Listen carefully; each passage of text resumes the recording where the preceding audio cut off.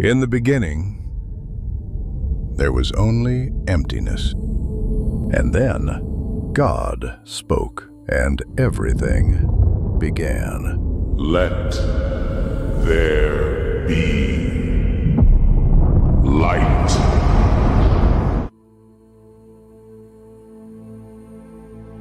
Chaos became order. Life responded to his voice.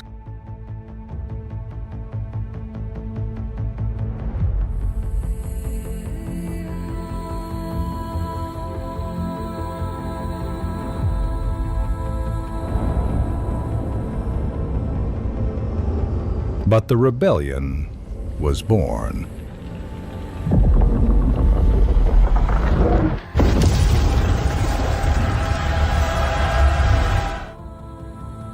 And what began in heaven reached the earth.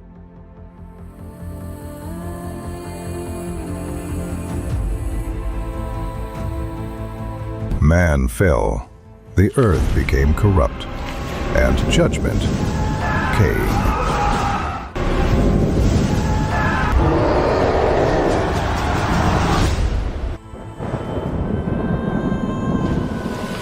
But in the midst of the end, God preserved a beginning. Man tried to rise up and was split apart. And let us confuse their language. A promise was made. Look at the sky and count the stars. So shall your descendants be. And proven. Father, we have the fire and the wood. God will provide. Betrayal. Pain. Waiting. Purpose. This is the story of the beginning, of creation and the fall, of humanity and the promise, from the first breath of life to the birth of a nation. This is the story of Genesis.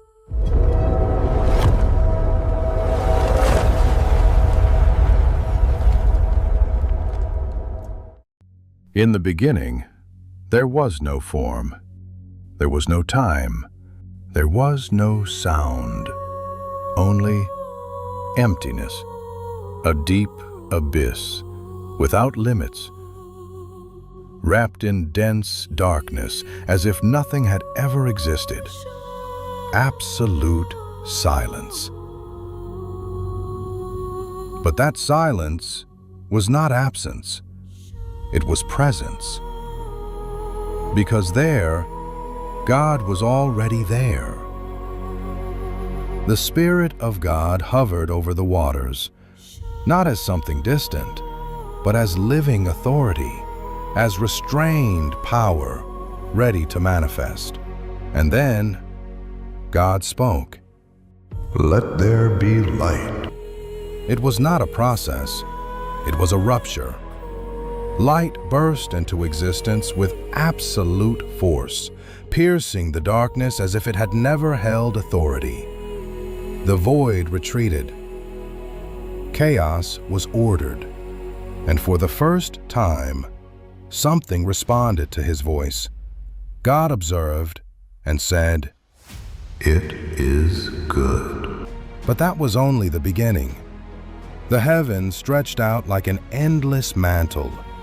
The waters were separated, boundaries were established. The earth emerged, mountains rose, valleys opened.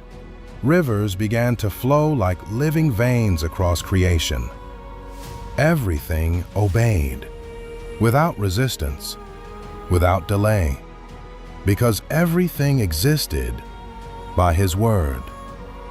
And then life appeared. In the heavens, movement. In the seas, depth. On the earth, abundance. Every creature, every detail carried intention. Nothing was random. Nothing was without purpose. And yet, something greater was still to come. But before the creation of man, The heavens were already full. They were beings of light, created before human time, powerful, majestic, servants of the presence. They beheld the glory. They lived near the throne, and among them, one stood out. His presence was different, his form striking, his beauty undeniable. His name, Lucifer, the bearer of light. He was not ordinary.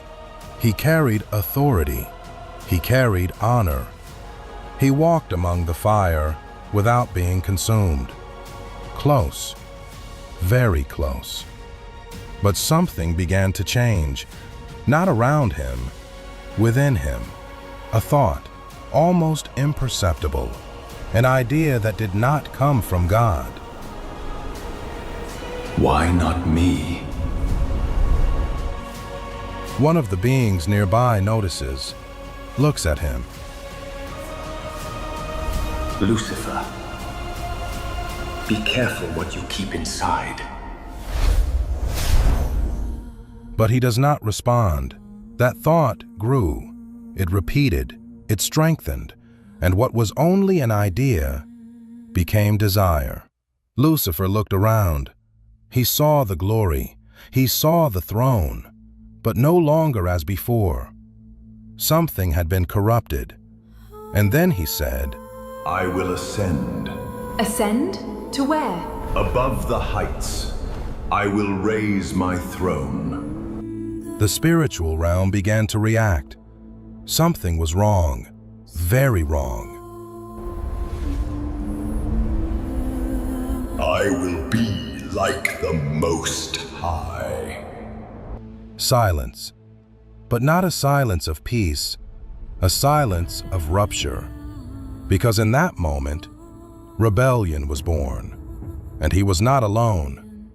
Others looked, others listened, others were influenced.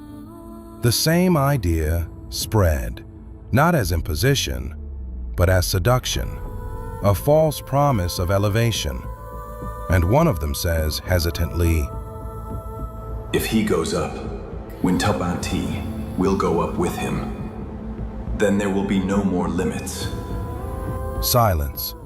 The decision was made. And then, what was order became division. What was harmony became tension. The heavens were no longer at peace. And then, God spoke. A single word. Enough. Absolute silence. All creation responds. There was no discussion. There was no negotiation. Authority does not need to explain itself. And in that instant, the fall began. Lucifer was cast down, not as one who descends, but as one who is expelled, violent, irreversible, like lightning cutting through space. And those who followed him fell with him.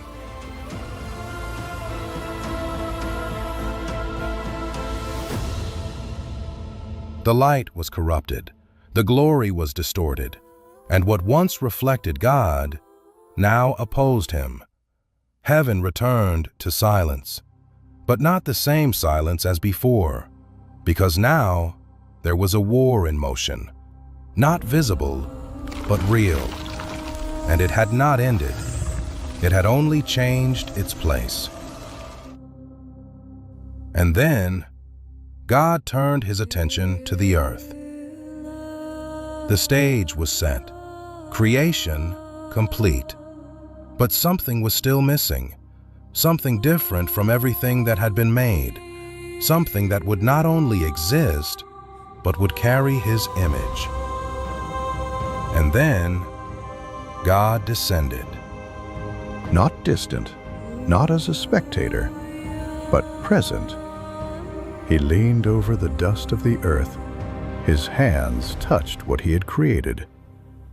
And he began to form, detail by detail, with precision, with intention, a body without life, without movement, but perfect. Then God drew near and breathed. The breath of the Creator Himself entered that body. And in that instant, humanity began. Adam breathed, his chest filled with air, his eyes opened. Confusion, awareness, life.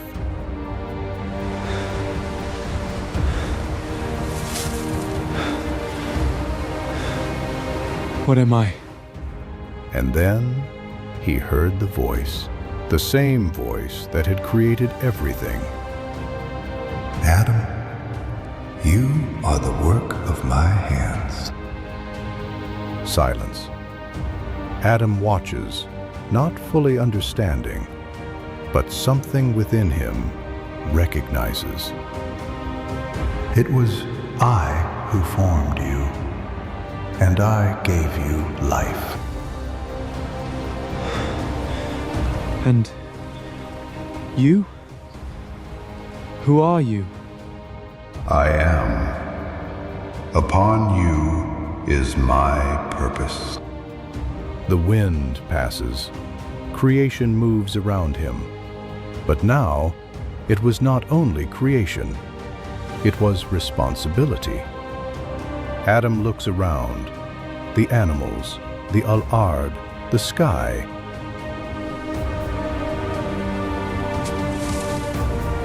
All of this answers to you.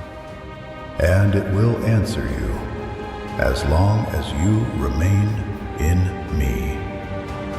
And God led him, not to just any place, but to a garden, a prepared place, set apart, perfect, Eden. There was no pain, there was no death, there was no fear. Life flowed without interruption. And God walked with man, not distant, but near, present, real. Adam touches a tree, feels it, watches an animal pass by, and there everything seemed complete. But beyond that garden, in the shadows, something was watching, silent, waiting. The same presence that had fallen, now turned toward God's creation. And the war that began in heaven was about to reach the earth. The garden was living silence, not an empty silence, but a silence full of presence. Everything breathed harmony. Light passed through the leaves gently. The wind was not force, it was movement. The earth did not resist, it responded. And at the center of it all, man. Adam walked among the trees, observing, learning, naming. Every creature that approached was received, every detail was understood. But above all, he was not alone. God walked with him, not as a distant voice, but as a real presence, visible, near. And then, in one of those moments, God spoke. Adam, Yes. all of this has been given to you freely, Everything is given. but one tree must not be touched. Adam looks at her, now with real attention, and asks, Why? Because in the day you eat from it, you will surely die. What is death? It is separation from the life I gave you. Then I will not eat. And God watches without answering, because the choice was still to come. Time passes, the garden remains perfect, but something still was not complete. Adam was surrounded by life, but there was a silent emptiness. He observes the animals, each one with its pair, and something within him responds. God observes, not from afar, but with intention, and declares, It is not good for man to be alone. Adam does not respond, but he feels it. Then God approaches. Adam, rest. And a deep sleep falls upon him. The body relaxes, consciousness fades, and in that moment, God acts, not with words, but with precision. From the man himself, he forms the woman, not identical, but corresponding. When Adam awakens, the world seems the same, but it is not. He rises, looks around, and then he sees her. Time stops. His breathing changes. Something within him aligns. He approaches slowly, almost in disbelief, and says, You are bone of my bones and flesh of my flesh. Who am I? You are like me. Mourn, but you are not me. Silence. Deep. Perfect. There, union is born. And for the first time, man does not only live, he relates. They walk together, without shame, without fear, without burden. Eden remains perfect, but something outside it is not. Among the trees, in the deepest parts of the garden, a presence moves, silent, watching. The same one that fell, now disguised. The serpent. It does not invade. It waits, observes, studies, until it finds the right moment. And then it approaches. Eve is alone, the environment calm, the sound of leaves, the gentle movement of the wind, and then a voice. Is that really what God said? Eva turns around, surprised, but not scared. That you cannot eat from any tree? We can eat, yes, from all the trees. But from that one, God said we shouldn't eat. Interesting. And why? Because we will die. Silence. The serpent moves closer, now lower, more intimate. To die? You know what that means? Have you ever seen this happen? Eve does not answer, but she feels it. The serpent continues. No. Then perhaps it's not true. Certainly, they will not die. Eve looks at the fruit, longer now. The serpent draws even closer, almost beside her. God knows that on the day you eat, your eyes will be opened, and you will be like Him, knowing good and evil. Now, it is no longer just a conversation. It is a decision. Eve looks at the fruit. Before, it was just part of the garden. Now, it seems different, more attractive, more necessary. Like Him.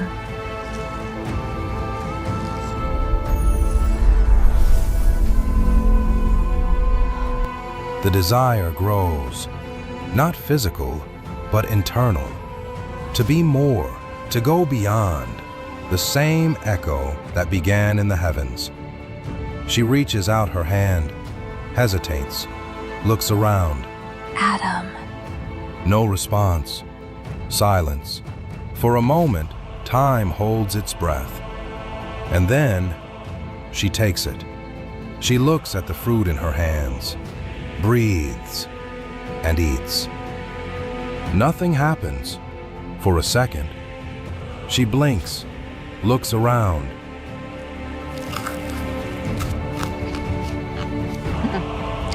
I'm alive. I didn't die. But inside, everything changes. Adam returns. He stops. He looks at Eve. Something is wrong. Eva, what have you done? I ate. And? I didn't die. She extends the fruit, more firmly now. He said that we would die. Perhaps not the way we thought. Adam closes his eyes for a moment, takes a deep breath, and then he decides. He takes it and eats. And then everything changes, not in the world around them, but within them. Their eyes open, but not as they expected. Not power, awareness. They look at each other, and for the first time, they see each other differently. Adam, what's happening? Don't know. Exposed, vulnerable, shame enters, heavy, unknown. They try to cover themselves, hurried, confused, as if hiding were possible. But then, the voice. Adam, where are you? Adam freezes, breathing fast, heart racing. He is here. I heard your voice, and I was afraid. Afraid? So I hid. A word never spoken before now exists. Fear. Who told you that you were naked? You ate from the tree that I commanded you not to eat from. Adam hesitates, looks at Eve. The woman that you gave me, she gave it to me, and I ate. God looks at her. What have you done? The serpent. Lord. It was she who deceived me. And then, everything is exposed. And God speaks, not as before, now as judge. To the serpent, on your belly you shall crawl. You will crawl, and you shall eat dust every day. And then, something greater. I will put enmity between you and the woman, between your offspring and hers. She will be wounded, but one day your head will be crushed.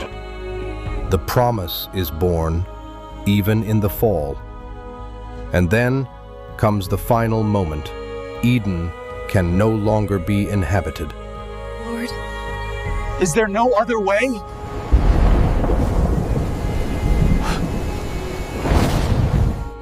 Silence. Heavy. God does not answer. He leads, not with violence, but with decision. Eve weeps in silence. Adam holds her hand. For the first time, afraid to lose. They walk. Adam looks back, Eve too. The garden growing distant, the presence farther away.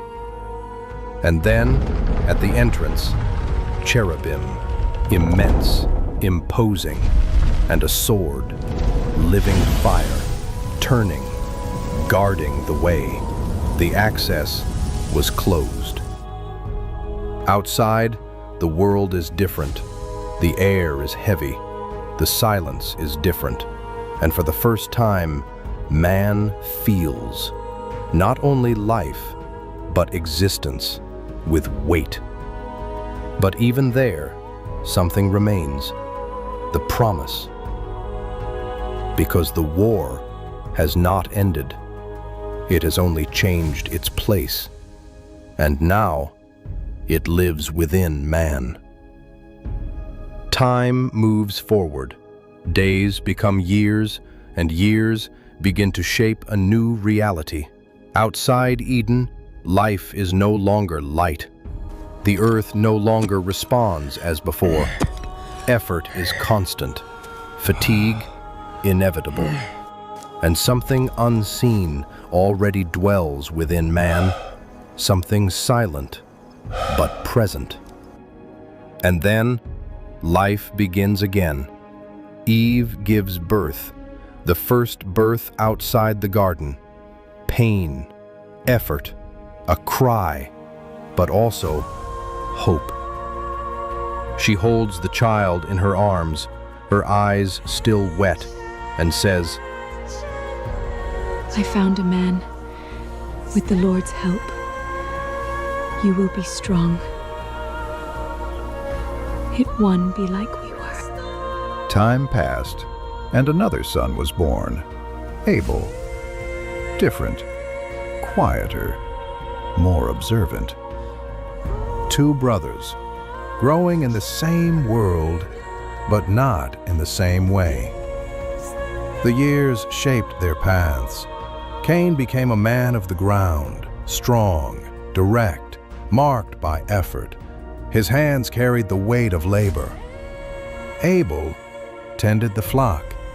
He observed more than he spoke. He separated, he chose, he protected. One day, Cain watches Abel selecting a lamb and asks, Why always the best? Because it's not just about giving, it's about who receives. Cain does not answer, but he keeps it inside. Two brothers, two natures, and with time, something began to form, not visible, but real. The day came, the moment to present themselves before God. Cain brought what he had produced, fruit of the ground, the result of his effort. He places it before God in silence, but this time he murmurs, I worked very long and very hard for this. Abel comes after, carrying the lamb, the best, without defect. Before handing it over, he closes his eyes and proclaims to the Lord, The best I have is yours, Lord. Silence. Time slows. And then God responds. Something shifts. Something is accepted. Abel perceives it, but does not react. Cain perceives it and reacts. His gaze changes, his face hardens, his breathing grows heavy. You knew it would be you and not me. No, brother. I just trusted. This makes everything worse. And God speaks to him. Cain, why are you angry? Cain answers this time, I did everything right. So why was he chosen and not me? God answers, If you do good, you will be accepted. But if you don't, sin is crouching at the door. It desires to dominate you, but you must dominate it.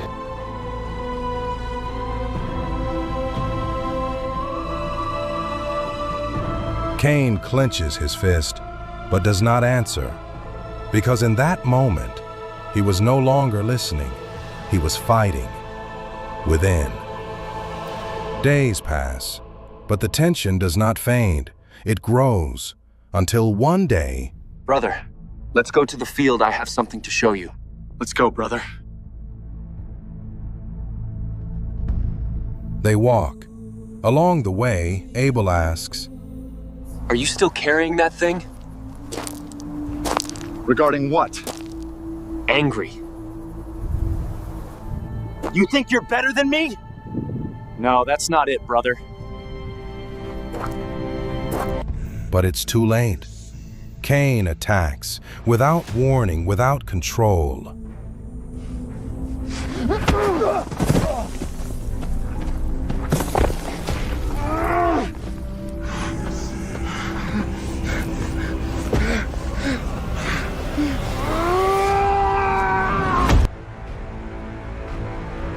Silence. The first silence after death.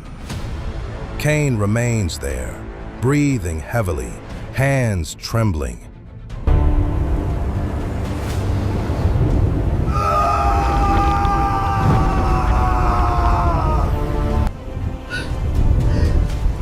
It wasn't my intention. I didn't want to. But he did. And then God speaks. Where is Abel, your brother? I don't know. Am I my brother's keeper? Silence. And then God answers. The voice of your brother's blood cries out to me from the ground. Cain closes his eyes, because now there is no more denial. Now you will be cursed. The earth changes. Cain recoils.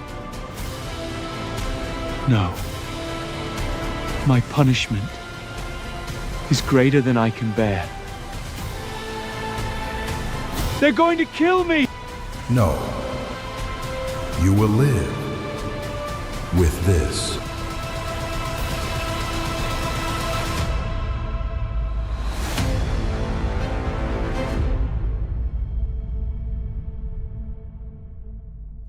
Absolute weight. Cain leaves. He walks away, not only from the place, but from the presence. Time passes. Generations rise. Cities begin to be built.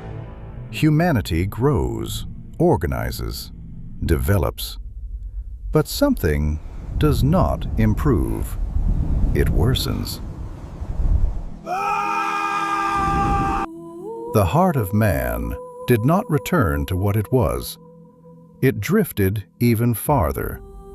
What began as disobedience became violence. What was once the exception became the pattern. Men live without limits, without fear, without awareness. The earth begins to carry the weight. Heaven watches, and the silence of God is not absence, it is waiting. But that waiting would not last forever, because evil had not yet reached its limit, and greater forces were about to manifest. Time passed. Generations multiplied. The earth was filled. Cities rose. Men learned to build, to plant, to survive.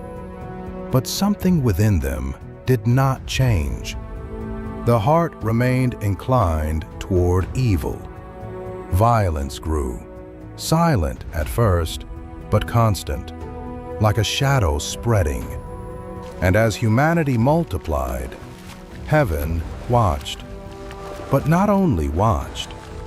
There were those who still looked upon the earth, not as God does, but with desire. Beings who once walked in the presence, but now were separated. The fallen were not inactive. They observed and saw something they should not desire. The daughters of men, beauty, fragility, humanity. And something ignited again. The same error, the same desire to cross boundaries, but now in a new form.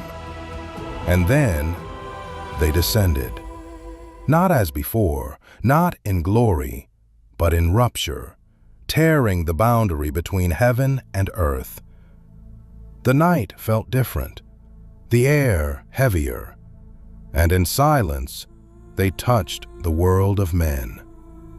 One of them rises among the others, a leader, decisive, and speaks, I want you to know, if we do this, there's no turning back. The others watch, but do not step back.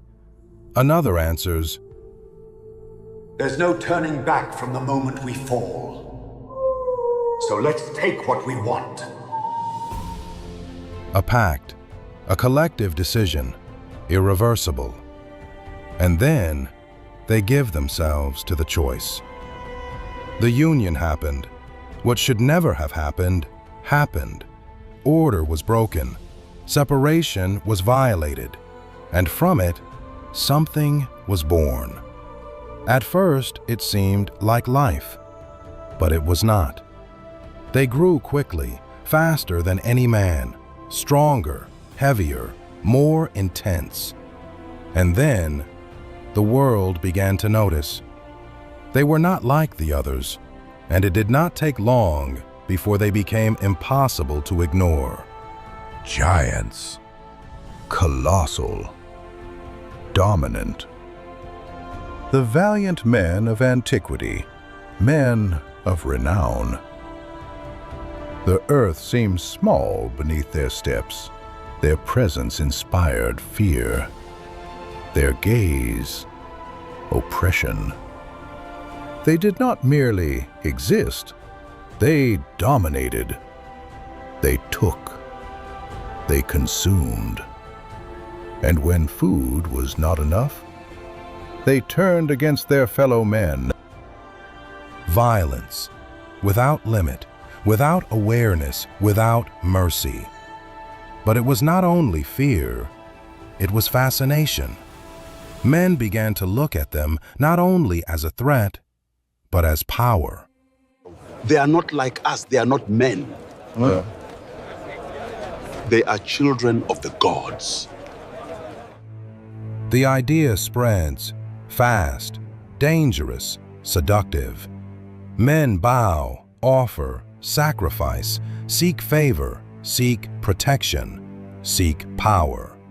And the ones who descended accept. You give yourselves away so easily. Do you know why? You were made to worship. You just chose the wrong target. And so, the fallen become what they were never meant to be. Gods. False.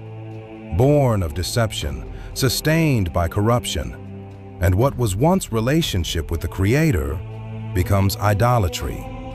And it was not only strength. Those who descended did not bring only presence. They brought knowledge, forbidden knowledge. They taught men what they were never meant to know. Weapons, war, metal, dominion, manipulation. A man watches a blade being forged and asks, With this, can we control? With this, you can dominate. And humanity changed, fast, too fast. Men learned to destroy, to control, to corrupt, to create without God, to live without limits. And the world plunged, not slowly, but all at once. Corruption was no longer partial, it was total. The earth was filled with violence, each generation worse than the last, each decision farther from the Creator. And meanwhile, the giants grew. They multiplied.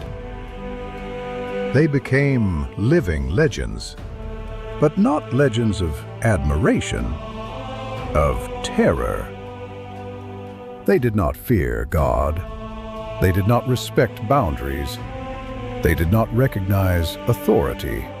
And humanity bowed, not out of honor, but out of fear.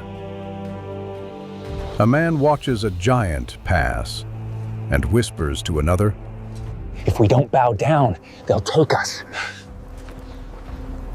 No, brother, they already have. Heaven watched, But now, not in silence, because it had crossed the limit. Creation was being corrupted, not only by man, but by what had come from outside.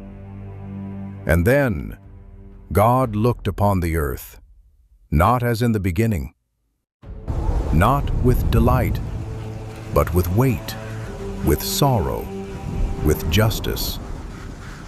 He saw everything. Nothing was hidden, nothing was concealed. Every action, every intention, every thought. And then he spoke. My spirit will not remain in man forever. Wickedness has become great on the earth. The weight of the sentence grows. Every thought is continually evil. There was no more balance, no more natural return. The world was lost. But then, among all, one man, different, not perfect, but aligned, not strong, but faithful. He did not corrupt himself. He did not surrender. He did not follow the flow. His name, Noah. He looks at the world around him, violence, chaos, fear, and says in silence, "This cannot continue." And God saw him. In the midst of chaos, there was still one who listened, still one who obeyed. And then God decided not only to act, but to end it, because what began with a choice now required an answer. And what was coming would not be small, it would not be local, it would be total. The world was no longer the same. The earth carried the weight of violence. The air felt heavier. Each generation farther from what was once pure. Men no longer sought God. They created their own laws, their own paths. And what they had learned did not bring wisdom. It brought destruction.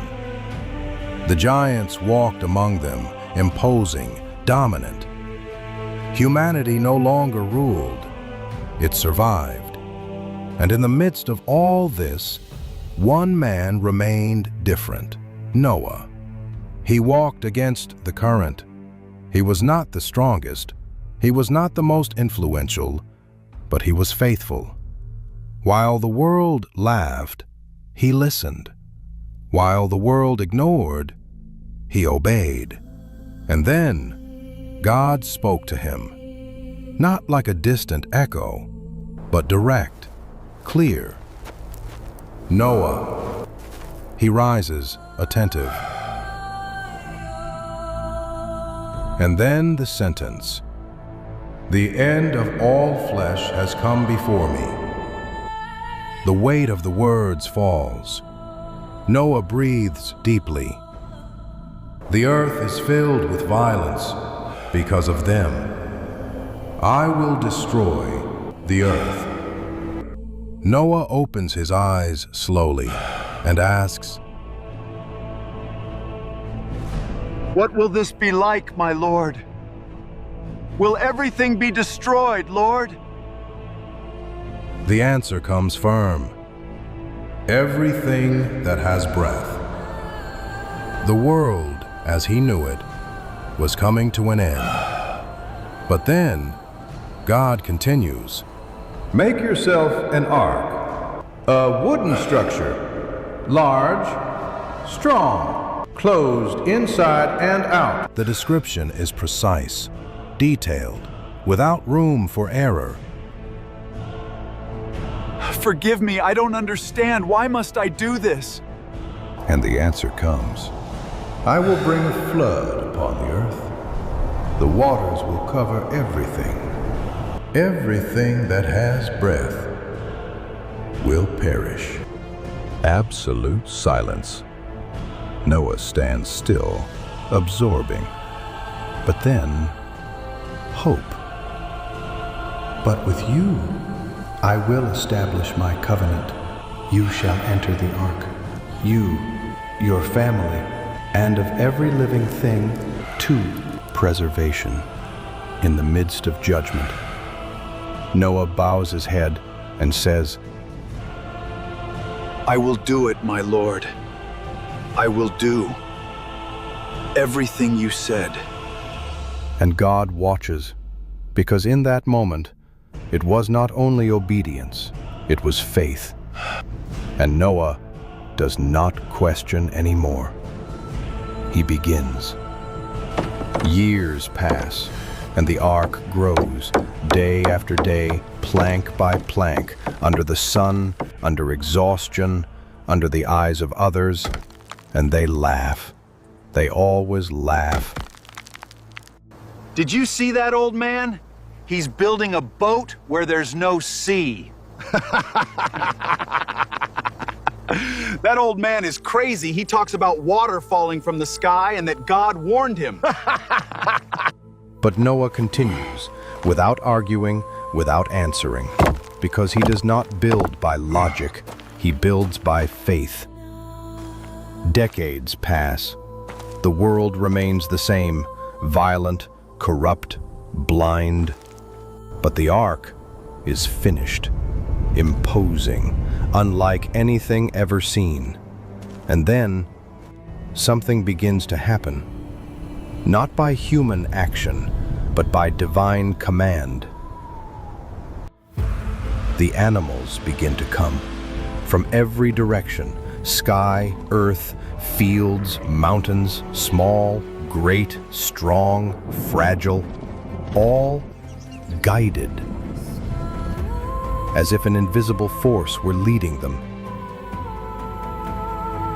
Men watch, confused, disturbed, but still they do not understand. And then God speaks again.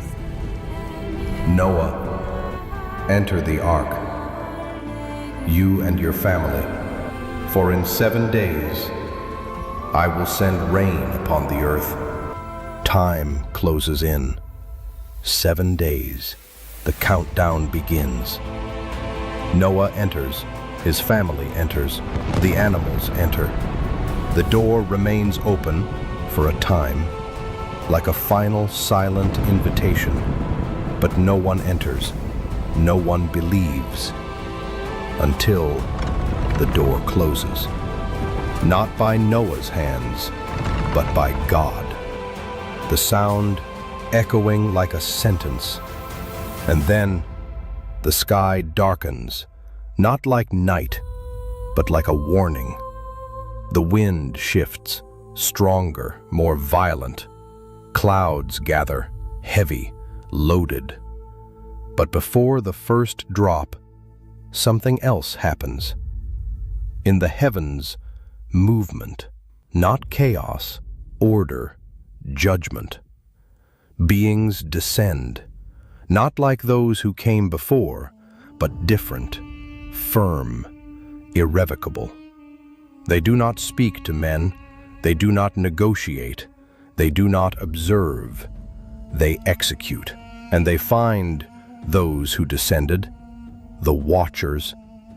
One of them notices. His expression changes. For the first time, there is something close to fear. They came. They will judge us for our sins.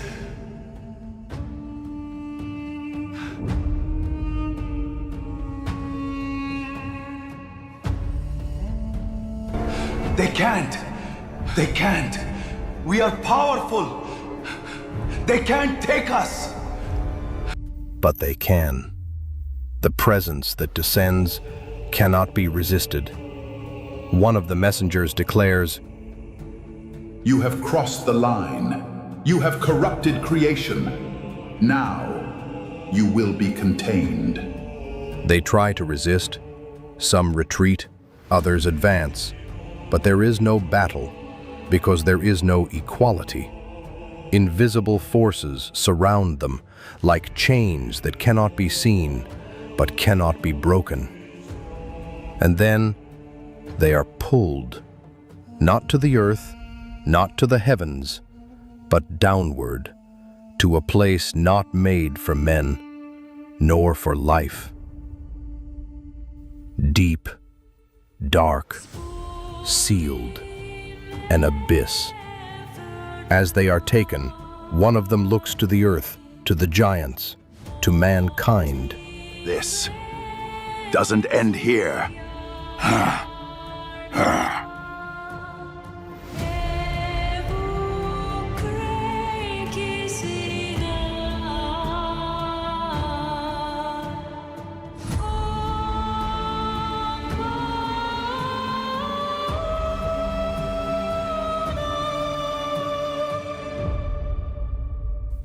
And then, the first drop.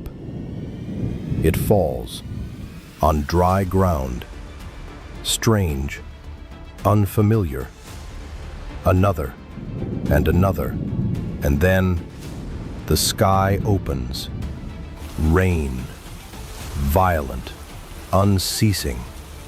The waters descend with force, without control, without pause. Now, not only judgment upon men, but upon everything that had been corrupted. The waters fall relentlessly, without restraint, without end. And at the same time, the earth breaks open. The fountains of the deep burst forth, water from above, water from below. The world is taken. Men run, confused, desperate. They had never seen this, never imagined it. Now the fear is real. They scream, seek shelter, climb, ascend, but the waters rise faster, always faster. And then, the ark. They see it. They run to it. They strike it. They cry out. Open up! Please! We believe now! Desperation, but there is no answer. The door remains closed because the time of choice has ended. The waters rise. They swallow fields, cities, mountains begin to disappear. The giants fight. They try to resist, but not even their strength is enough. Because when God acts, there is no power that can stand. Inside the ark, silence, the sound of rain, constant, heavy. Noah remains, standing, watching, knowing. There is no joy, there is no triumph, only reverence, because this is not victory, it is judgment.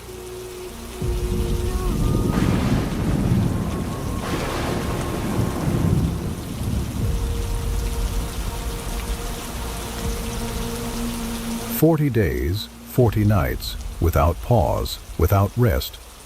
The whole world submerged. Nothing remains, nothing breathes, nothing lives, except those within the ark. And then, silence begins to return. The waters remain, but the rain ceases. The sky clears, slowly. And the ark floats, alone, over a world that no longer exists. Everything that was known is gone. Everything that was corrupted has been taken. And now, only silence remains, and within it, a new beginning.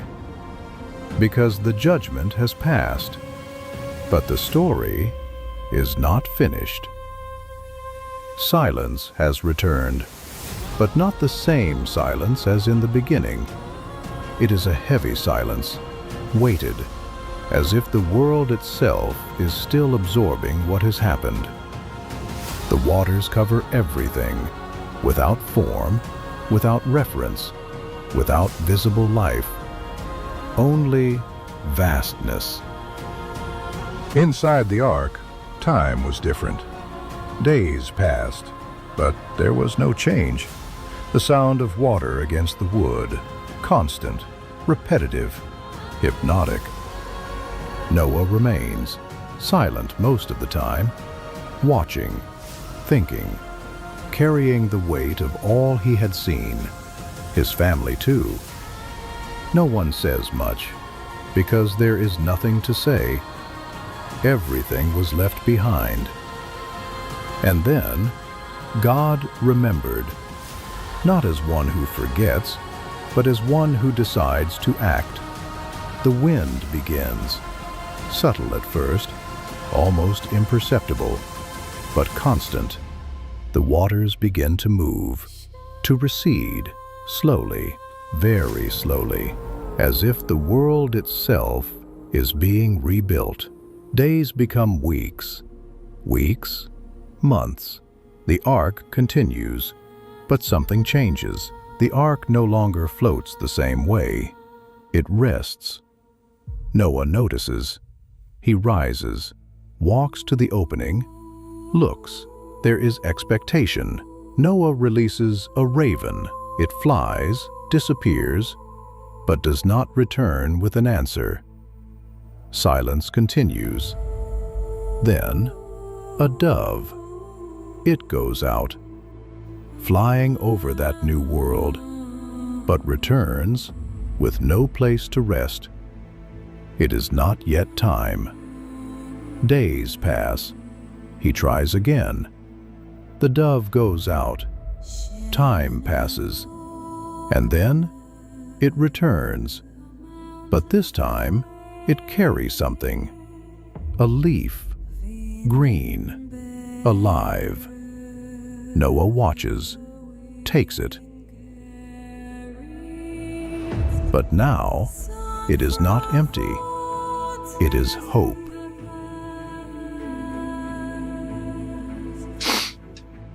Life has returned.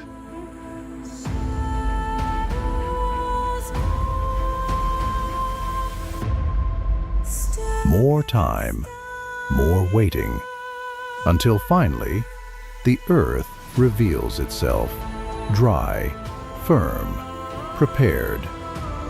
And then God speaks. Noah, come out of the ark, you, your family, and everything with you. The command is clear, simple. The door opens. Light enters. Strong. Different. After so long inside, the world feels new. Noah takes the first step. His foot touches the ground. Firm. Real. He stops, looks around, takes a deep breath. The world is different. The animals come out, each in its own pace, spreading, resuming, beginning again. Creation moves again, but now without the weight of what existed before. Noah remains. He does not run. He does not speak. He simply observes. And then he does something. He builds. Not a house, not a shelter, an altar. Stone upon stone, in silence, with intention. When he finishes, he stops and looks to the sky. No words at first, only presence. And then he says, Lord, you remained. You remained. And then God responds. Not only with a voice, but with a sign. The clouds still cover the sky, but between them, something appears. Light breaking through the moisture. Colors. forming an ark, alive, brilliant, unlike anything ever seen. Noah watches, not fully understanding, but he feels it. Something is being established, and God speaks. I establish my covenant with you. I will never again destroy the earth with water. This will be the sign between me and creation. The ark remains, bridging heaven and earth, like a signature, like a visible promise. Noah keeps looking, his eyes reflecting the colors, and for the first time since the flood, there is peace. But time continues. The earth begins to be inhabited again. Life returns. Generations will rise. Cities will be built again. And slowly, almost imperceptibly, the heart of man will drift again. The world has restarted, but man has not fully changed. And what was purified one day will be tested again. Time advances. The earth fills once more. Families grow. Generations emerge. Cities begin to take form. The sound of life echoes again across creation. Children running, men working, women building. Everything seems stable. A man looks around and says, Maybe it's over. We're thriving. Yes, son. Maybe you won't come back. The judgment had passed. The memory still remained. But it was beginning to fade, and as the years pass, fear diminishes. Not all at once, but slowly, almost unnoticed. Man begins to trust himself again, his strength, his ability, his own vision. And then a people gathers on a plain, open land, wide space, clear view. There are no natural limits. It is the perfect place to begin something great. And someone speaks, Let's not scatter, brothers. If we stay together, we will be stronger. Others look, interested. A man in the background adds, If we separate, we will disappear. Let's build a city where we can all live. In the center of the city, we will build a tower. Tall, very tall. So tall that it reaches the heavens. A young man asks, hesitant, And if God stands against us, then we will rise higher still. And no one questions anymore. They begin, organized, determined, united. Stone is not enough, so they make bricks. They burn them, harden them, refine them. More precise, more controlled. The construction begins, line by line, layer by layer. The sound of work fills the air. Hammers, voices, constant movement, and the tower rises. Days become months, months, years, and the tower keeps rising, above the houses, above the structures, above the city itself. And the higher it rises, the more something grows with it, not just the structure, but pride.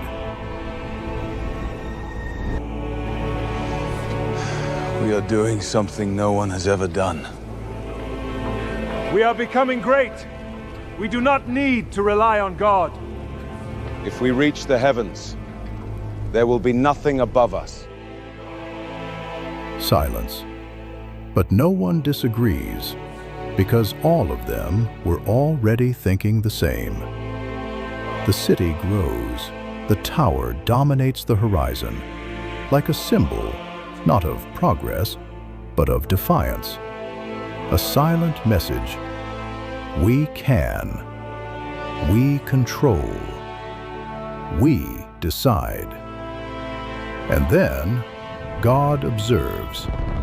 Nothing is hidden. Nothing goes unnoticed.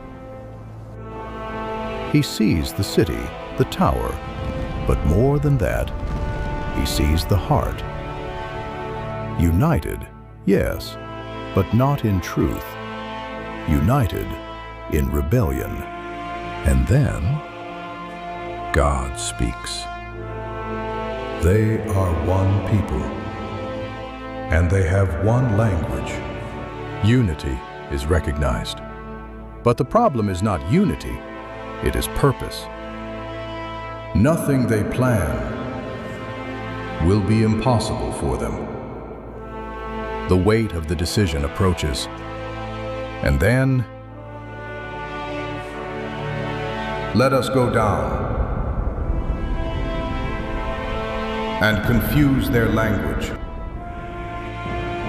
And in that moment, everything changes.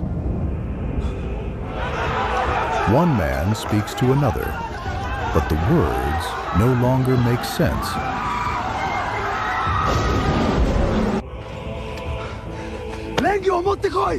What did you say?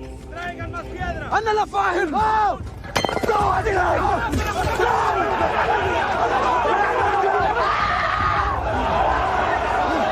Organize yourselves. أنا لا أفهم. Speak properly. أنت الذي لا تفهم. Father, I brought water. Qui dicit? Father, it's me. Non interisco. Father? You took what is mine. Je ne comprends pas. You're lying. Qu'est-ce que tu dis? Communication breaks immediately, completely, irreversibly.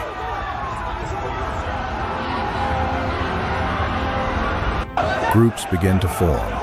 People who once worked together now cannot understand each other. Pass the hammer. What? Pass the hammer. What are you saying? Are you joking? No entiendo. Frustration, anger, shouting, attempts, nothing works. Chaos grows. Fast. Where is the boy?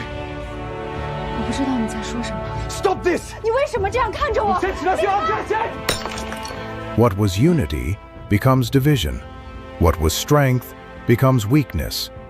The construction stops. なぜ何もしないのですか? 王よ! Not for lack of material, not for lack of strength, but for lack of understanding. The tower remains unfinished, like a monument, not of greatness, but of limitation. And that place receives a name, Babel, because there language was confused and men were scattered. They depart in groups, separated, each in a different direction, carrying with them their new language, their new identity, and their own version of the world. Silence returns to the plain. The tower remains still, a witness to something greater. Because every time man tries to rise above what was established, God intervenes. The world was divided, humanity was scattered, but the problem was not resolved, because pride still remained, and the story was far from over. The world was scattered, nations arose, different languages, different paths, different cultures, but one thing remained the same: the heart of man, distant, distracted, and now surrounded by gods made by their own hands.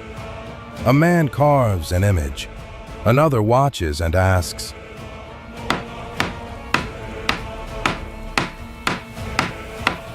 Will it hear us?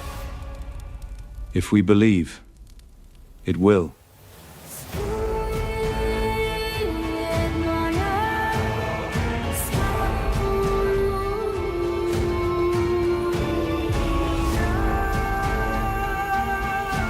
The distortion remains. In the midst of it all, One man, not a king, not a warrior, a common man, living an ordinary life. His name, Abraham. He was not seeking something great. He was not expecting something different. Life continued, days the same, routine. Until God spoke. Not to the world, not to nations, but to him. Abraham. He stops, looks around. Silence. But he knows. The voice did not come from outside. It came from within. Deep. Real. Abraham. Yes, Lord. And then, the call. Go. From your land. Abraham breathes deeply, looks around. Everything he knows. From your kindred. And go to the land I will show you. There is no map, no direction, no explanation, only a voice. Abraham remains silent, processing, and then asks, Where should I go, my Lord? The answer comes simply, I will show you. So, I'll go. And then, the promise. I will make of you a great nation. Abraham reacts, looks around. Nothing around him indicates that, but the voice continues. I will bless those who bless you, and in you all the families of the earth shall be blessed. The weight of it goes beyond understanding. Me, alone. Silence. But the answer has already been given. Abraham does not understand everything, but he decides. He leaves. His land, his security, his past. Because sometimes, faith is not understanding. It is obedience. Time passes. The journey continues. Days become years, and the promise seems distant. Very distant. Sarah, his wife, barren. Time moves forward. The body ages, and nothing happens. One night, Abraham looks at the sky, the stars, countless. Sarah approaches and says, Do you still believe? I don't know how. But I can stop believing. And then, God speaks again. Look to the sky. Abraham looks. Count the stars. He tries, but he cannot. There are too many.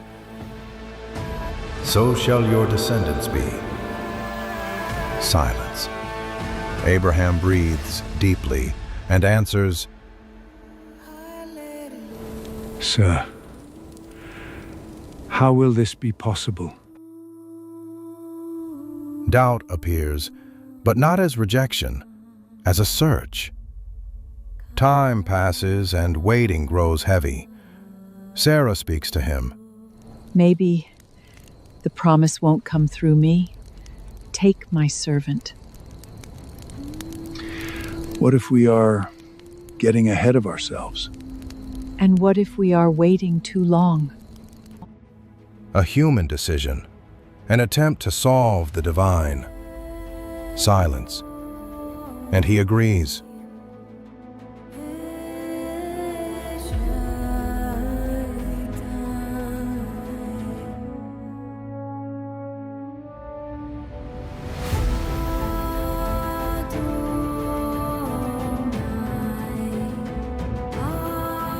Ishmael is born.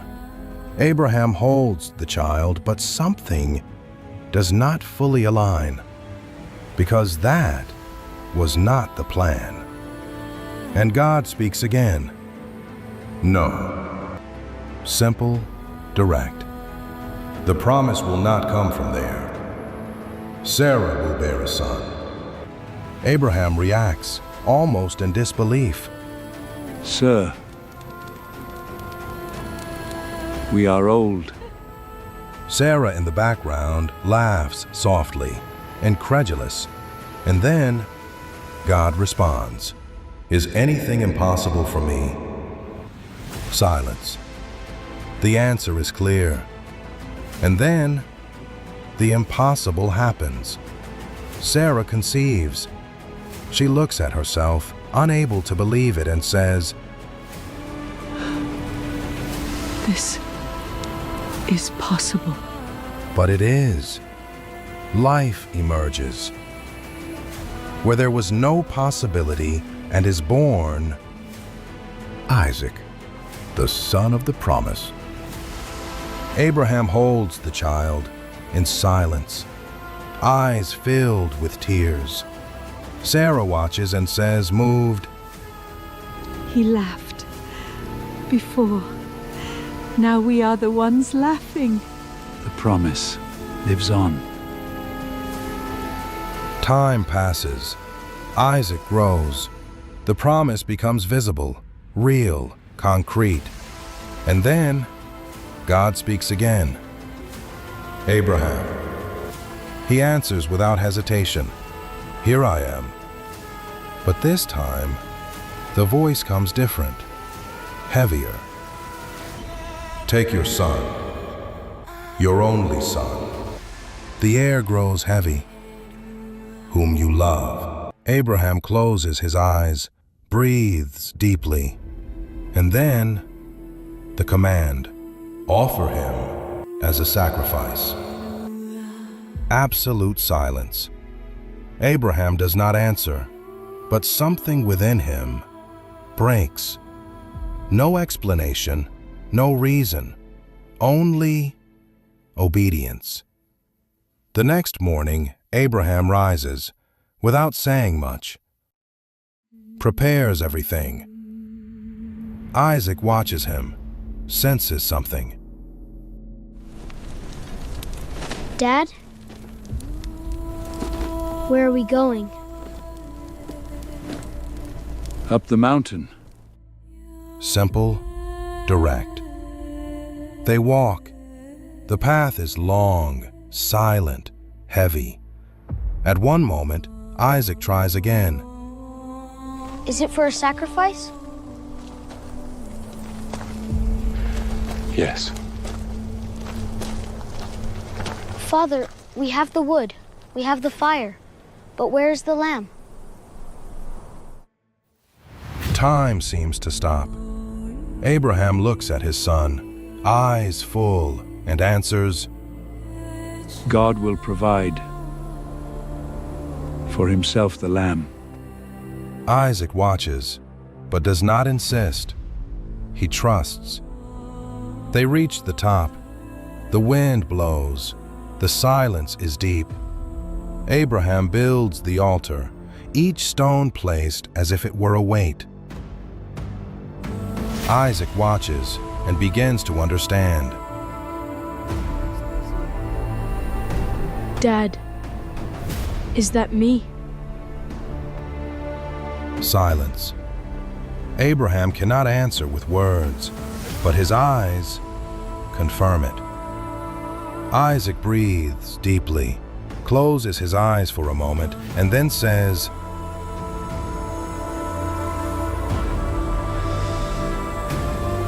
If it's for God, I trust. Abraham breaks inside, but continues. He lays him on the altar. His hands tremble, but do not withdraw. He raises the knife. The moment is absolute. And then, a voice. Abraham. He answers immediately. Here I am. Do not lay a hand on the boy. Now I know that you fear God.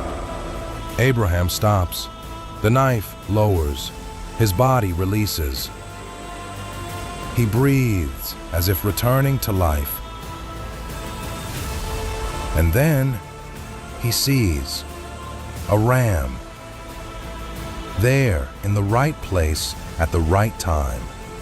He looks at Isaac and whispers, He provided. Isaac breathes in relief. Abraham looks to the sky and says, The Lord will provide. The sacrifice is made, but not with the son, with what God prepared. And in that moment, something greater was revealed, something beyond that mountain, something still to come. The promise was confirmed, not only by words, but by faith, and the story now moved forward. Because God had chosen a man, and through him would change the destiny of many. The promise continued, not by human merit, but because God had decided. And through Isaac, it advanced. Isaac grew, became a man, and had 2 sons, twins, but from the beginning, different, very different. Even before they were born, something was already happening. Rebekah felt it, intense movement, restlessness, as if there were conflict. And then she asks, Lord, what is happening to me? And God answers, 2 nations are in your womb. One people shall be stronger than the other. The tension already existed, and the older shall serve the younger. Human logic is broken before birth. The first is born strong, impulsive, marked, named Esau. Then the other, holding his brother's heel, as if already trying to overtake him, named Jacob. Years pass, and what began in the womb grows.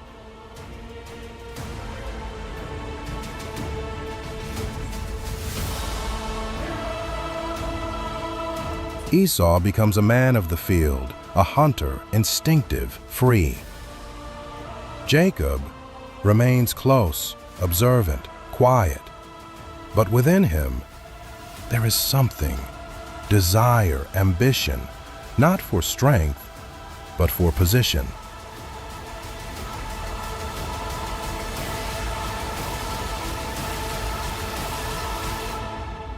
One day, Esau returns from the field, tired, hungry, exhausted. Jacob is there preparing food. The aroma in the air, strong, irresistible. Esau sees the food. The aroma rises in the air, strong, irresistible. And then he speaks. Give me some of that.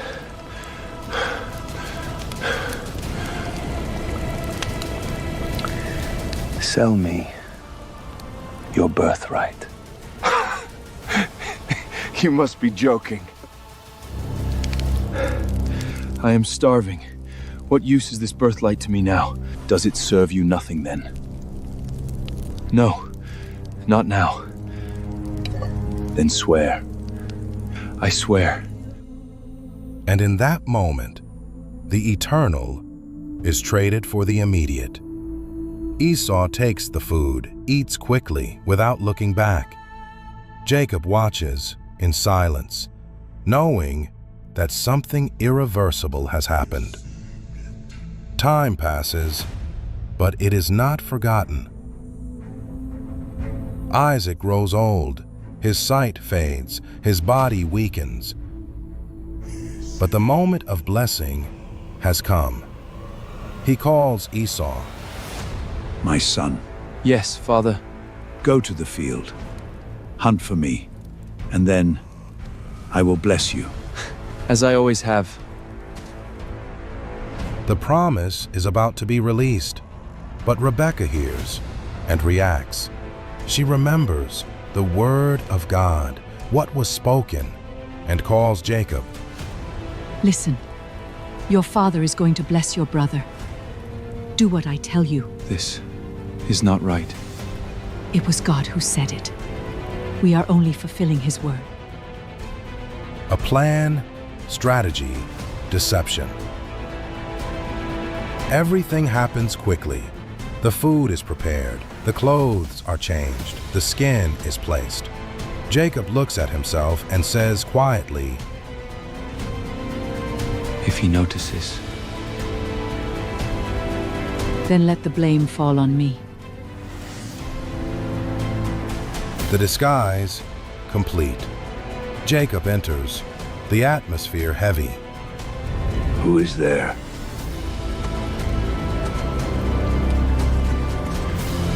it is I, Esau. The voice is the voice of Jacob. Jacob holds his breath, but the touch deceives. The smell confuses. Isaac, still uncertain, asks, Are you really my son Esau? I am. May God give you of heaven's dew and of earth's richness.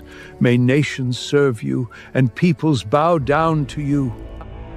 Jacob closes his eyes, absorbing every word. The moment ends. Soon after, Esau enters. The silence breaks. Father, I brought the food. What? Who was it then that was here before you? No! Bless me too, my father! I am your son too! Silence. The truth is revealed. Too late. Esau understands and erupts, but there is nothing left to give. The word has been spoken, and it cannot be taken back.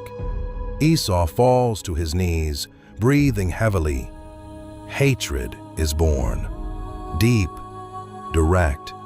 He says, When my father dies, I will finish off my brother. Silence. But now, it is real. Jacob flees, without honor, without home, without direction, carrying the blessing and the weight of what he had done. Night falls. He is alone, without shelter, without protection. He lies down, his head on a stone, and whispers,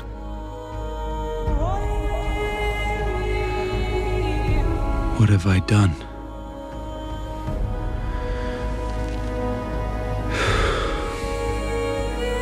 and he sleeps. And then he dreams. But it is not ordinary.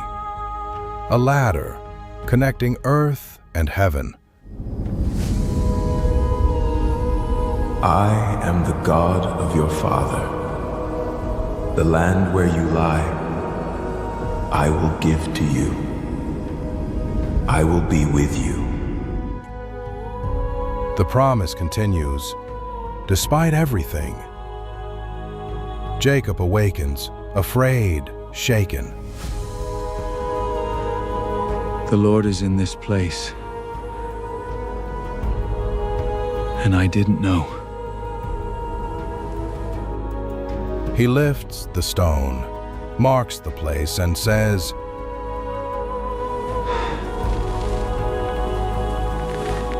If God is with me, then he will be my God. There is still condition, still process. Time passes. Jacob works, deceived, broken, shaped. The one who deceived is now deceived. Years, hardship, transformation, until the moment comes, the return. But to return means facing Esau, the past, the mistake, the fear. That night, he is alone, By the river, silence, darkness.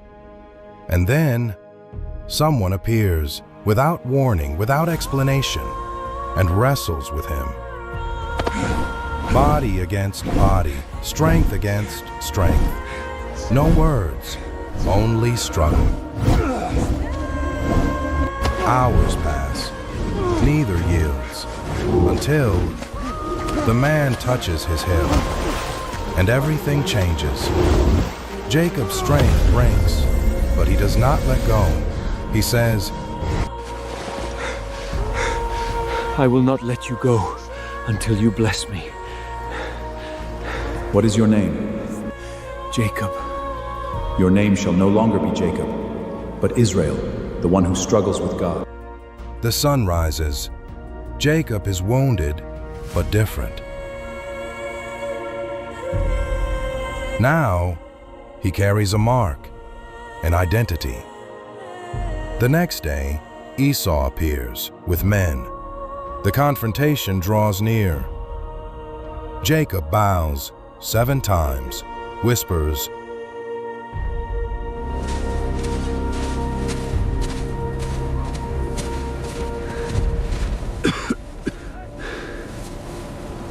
Have mercy. But then, Esau runs. My brother.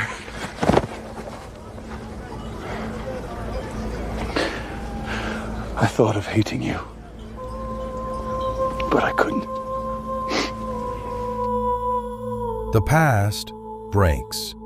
Forgiveness wins. Jacob was broken, but he was transformed, because before changing his story, God changed who he was.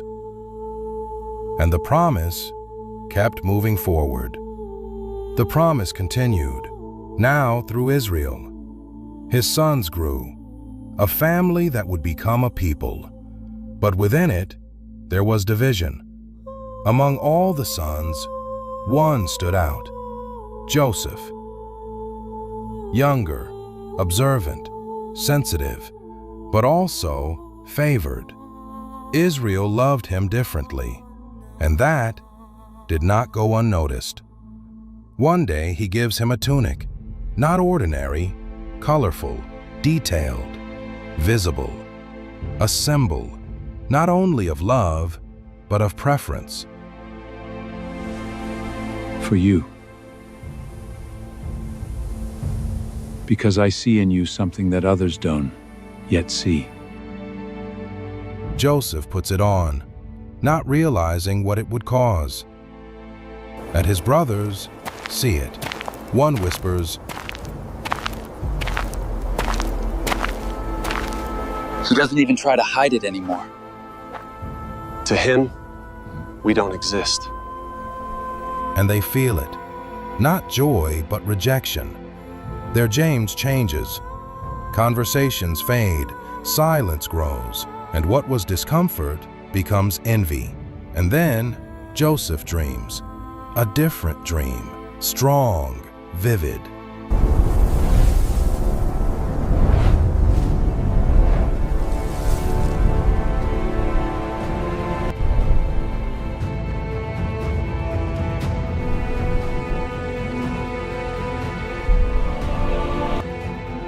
He wakes, shaken, breathing fast, and tells it.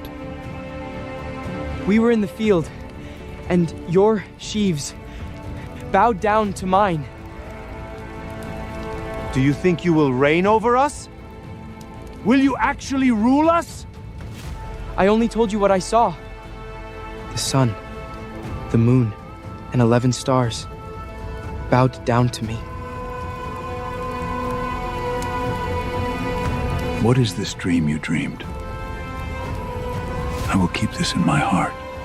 But the brothers do not keep it. They accumulate. Resentment, anger, hatred, silent, but growing. One day, they are in the field, far away, isolated, and Israel calls Joseph. Go to your brothers. Yes, Father. come back with good news.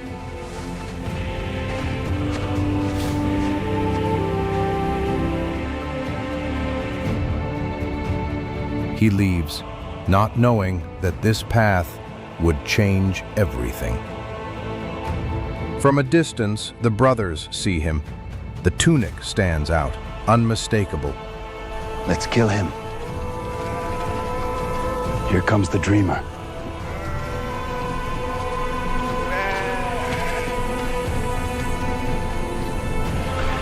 And we'll see what will become of his dreams. No. Don't take his life. Throw him into the Sisicle. We'll decide later. An alternative plan. Joseph arrives, smiling, unaware. I found you, my brothers.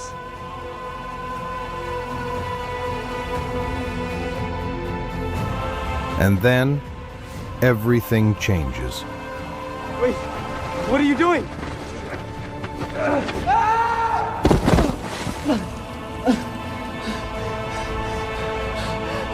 Please! We are brothers! Dark, empty, no way out. Joseph cries out from below, but no one answers. They step away and sit down, as if nothing had happened.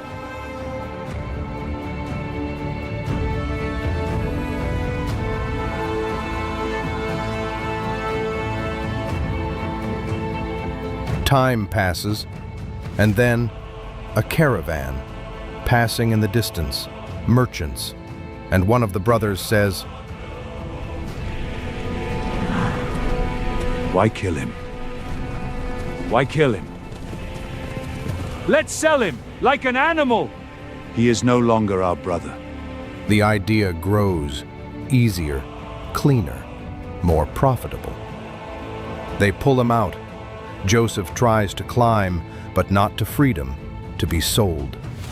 He looks into their eyes, desperation, disbelief. Please. Brothers. Don't do this. But it is already decided. They sell him for silver. And in that moment, a brother becomes merchandise. The caravan departs. Joseph looks back. He sees his brothers growing distant, and he understands. He has been abandoned. The brothers looked at the tunic, that special garment their father had given them, and they decided to wear it.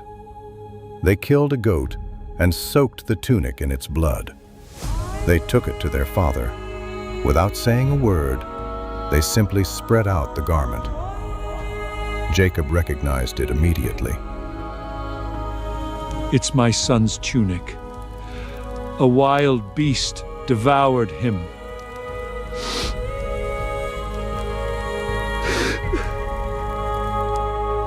And he wept with a grief that no one could console.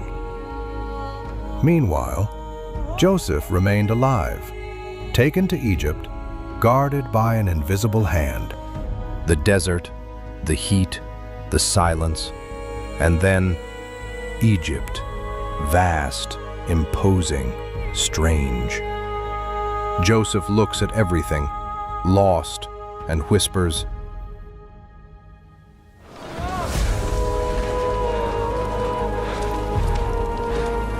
God, are you still with me? Silence. But he was. Joseph is sold again, now as a slave, into the house of an officer, Potiphar. And there, everything could have ended. But it does not, because God was still with him. Time passes, and something becomes evident. Joseph prospers, not by chance, but by presence. Everything he does works, grows, advances.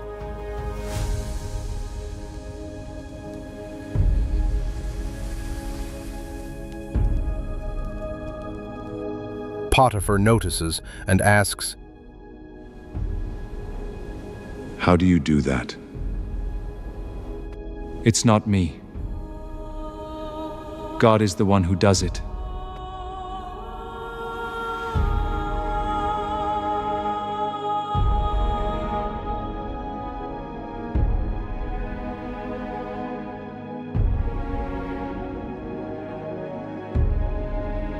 But then another test, more silent, more dangerous.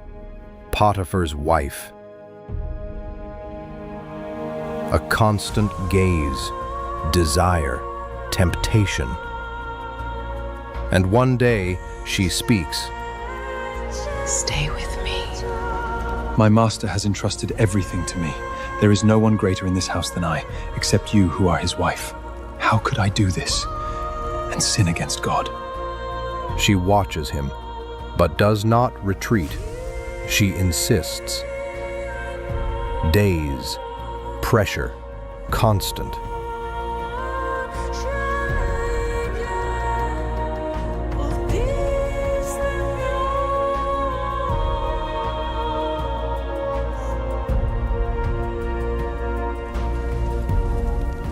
Just once? No.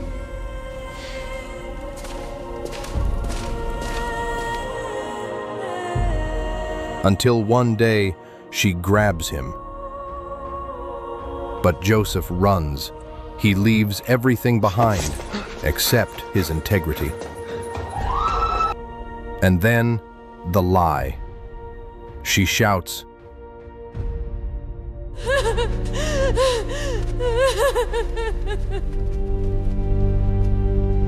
He tried to touch me!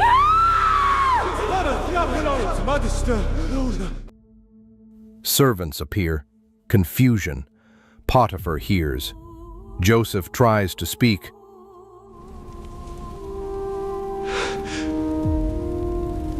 Sir, I don't want to hear anything more from you. Disappointment.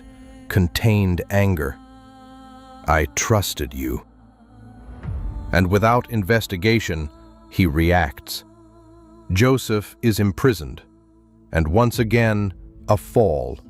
No explanation, no justice. But inside the prison, God is still there.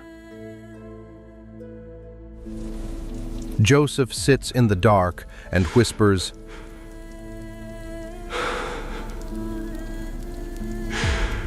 "Why?" But he does not give up. Time passes, and Joseph meets two men, disturbed, confused. He watches them and asks, Why are you like this? We dreamed, and there is no one to interpret it. Dreams belong to God. Tell me.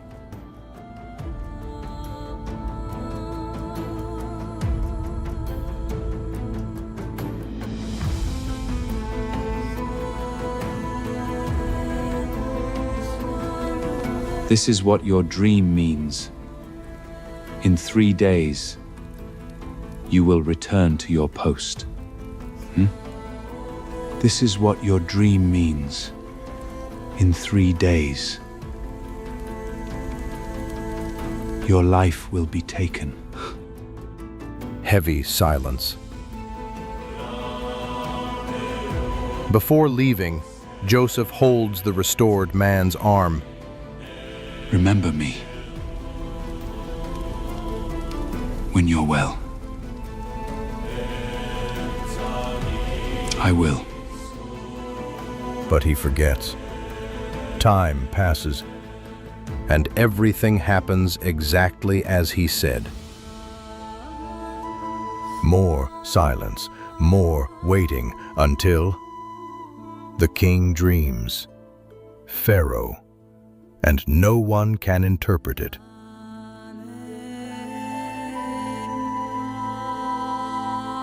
Until someone remembers. My lord, I had a dream in prison, and there was a man, a Hebrew. He interpreted it. Joseph is called. From the prison, straight to the palace.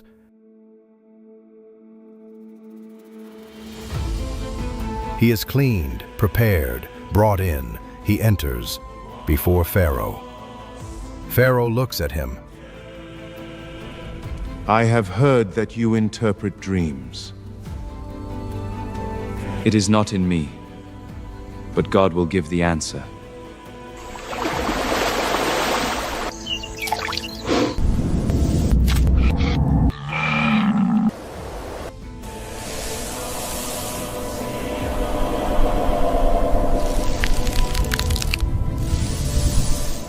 "7 years are coming of great abundance. But then 7 years of famine will come, severe famine, so intense that the abundance will be forgotten. Store up while there is plenty, prepare before the hard days arrive, because what is preserved now will sustain lives later."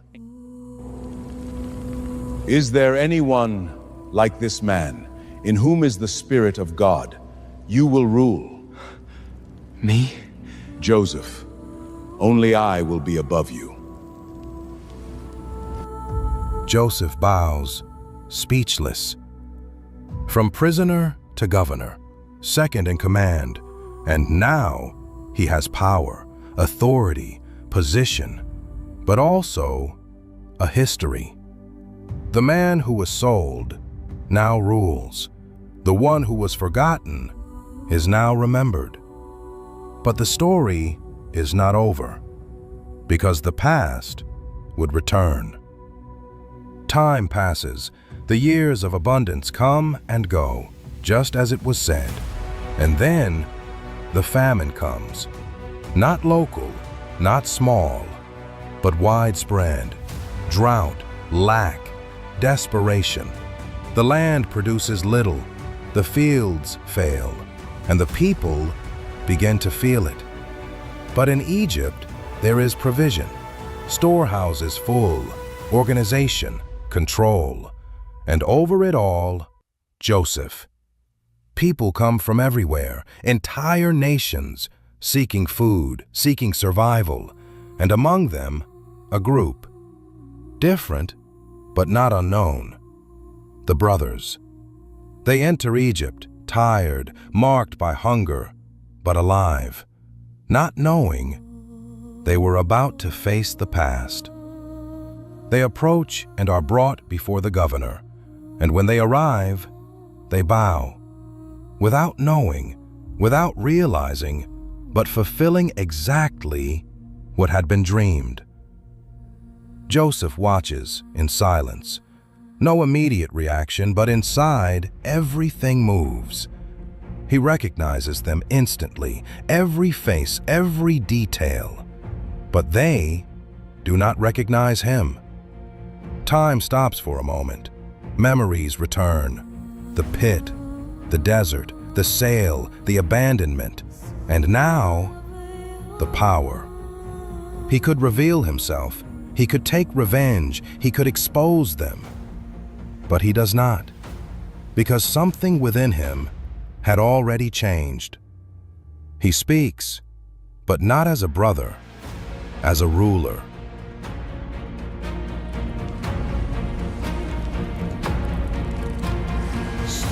"Where do you come from?" "From the land of Canaan. We have come to buy food. You are spies." "No, sir. We are honest men." The word echoes, honest. Joseph restrains his reaction. We are sons of one man. One of us is no longer here, and the youngest is with our father. One of you will stay, the others will return, and bring the youngest brother. The condition is clear. They step away, but something changes between them. We are being punished because of what we did to our brother. He begged us, and we didn't listen. Joseph hears without them knowing, and for the first time, they feel weight, guilt, awareness. Time passes. They return, now with Benjamin, the youngest brother. And when Joseph sees him, something inside him breaks. My brother. But he controls himself. They enter, bow again, and Joseph asks, Is this the youngest brother?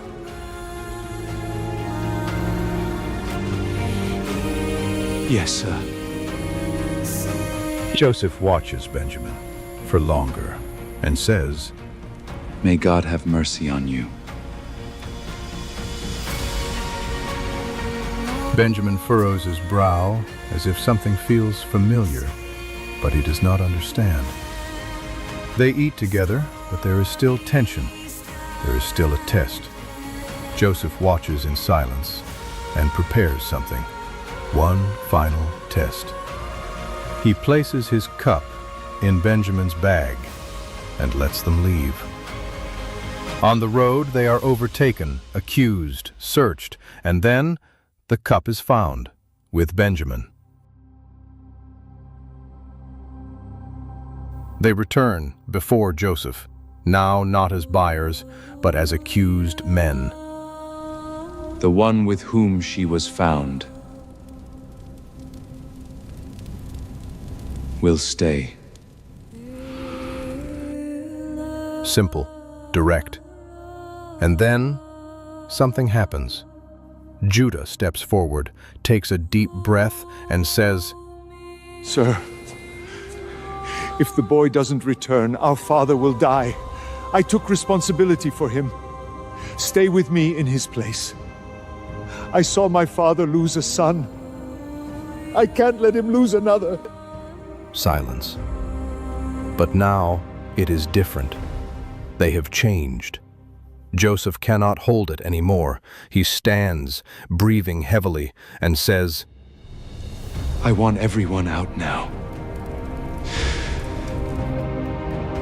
The room empties.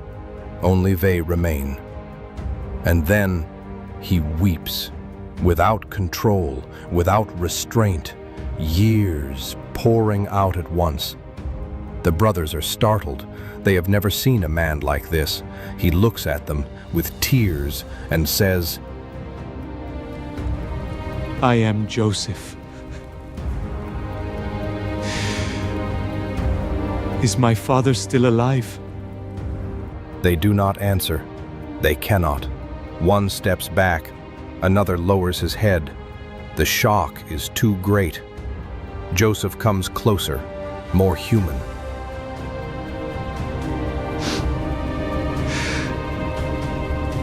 It's me. The one you sold.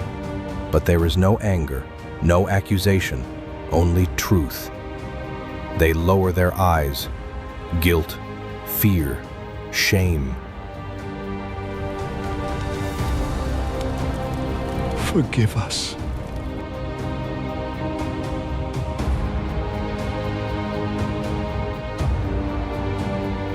Do not grieve. It wasn't you. It was God. He sent me ahead to preserve life. If I hadn't been here, you wouldn't be alive. The past is reinterpreted. Pain gains purpose. Joseph embraces them, one by one, without haste, without distance, and for the first time, what was broken is restored. What began with betrayal ends with forgiveness. What was marked by pain now carries purpose, and the promise remains alive. Silence returns, but now it is not empty. It is peace. Joseph remains standing before his brothers after the revelation, after the tears, after the forgiveness, and then he takes the next step. Go back. Go back to my father. Tell him that his son lives and that he rules in Egypt. The brothers depart, different from when they arrived, not only with food, but with truth, with restoration. The journey back is quick, anxious, heavy. They arrive and find Jacob, aged, marked by time, but still waiting. They say, Father, Joseph lives. That isn't possible. And he rules in Egypt. The words weigh on him, but still do not convince, until they show him the signs, the gifts, the evidence. And then, something within him shifts. His breath catches, his eyes fill, and he says, Enough. My son is still alive. I will go see him. The journey begins, slow but determined. Jacob departs with all his household, everything he has, because now there is something greater than the past. And then, the meeting. Joseph is at a distance, watching, waiting. And when he sees him, he recognizes him immediately. He runs, without posture, without position, without title, only a son. Jacob sees him, and time stops. Everything around fades. Years of pain, of absence, of silence, all of it breaks in that moment. They embrace, strong, long, real. Jacob says, Now I can die in peace, because I saw your face, and you are alive. Joseph closes his eyes and simply holds tighter. Time passes. The family settles in Egypt, fertile land, safe, protected, under Joseph's care. The years go on. Jacob grows older, more, and the moment comes. He calls his sons one by one and blesses them, not only with words, but with direction, with destiny, with prophecy. He holds the hand of one of them and says, What you will do will echo beyond your life. You don't understand now, but you will. The sons listen in silence because they know that moment will not return. And then he looks at all of them and says more softly, Remain, my children, in the promise. And then he departs, quietly, in peace. Joseph remains, now without his father, but still with purpose. He looks at the empty place and whispers, I will, Father. I will continue. And time passes, years, decades. Egypt changes, the world changes, but the story continues. And then Joseph grows old. His days draw near to the end. He calls his brothers and says,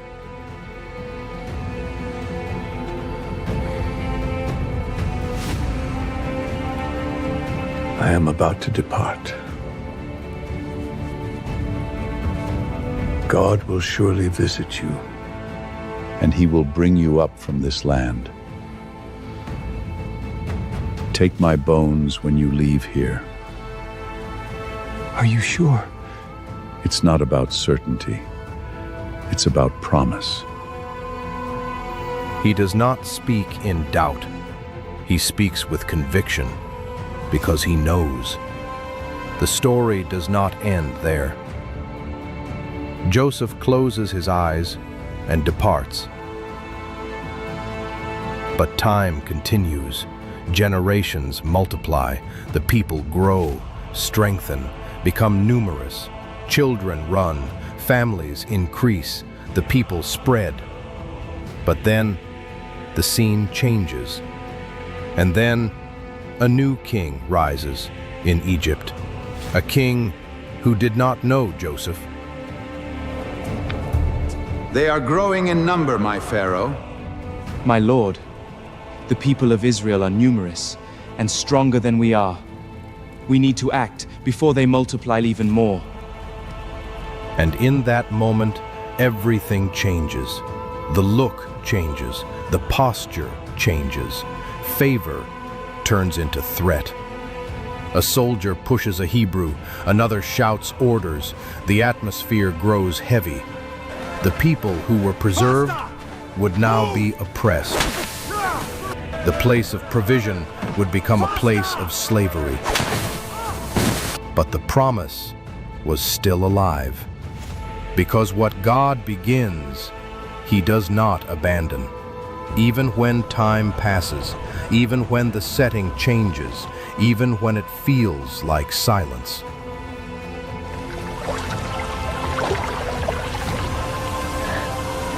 Lord, he is yours. The story did not end. It only moved forward. Because one day, a deliverer would rise. Moses. Who are you? I am who I am. And what began with a promise would become a nation. And what was preserved in Egypt would be brought out with power. And so begins the story of Exodus. Let my people go to make such a demand.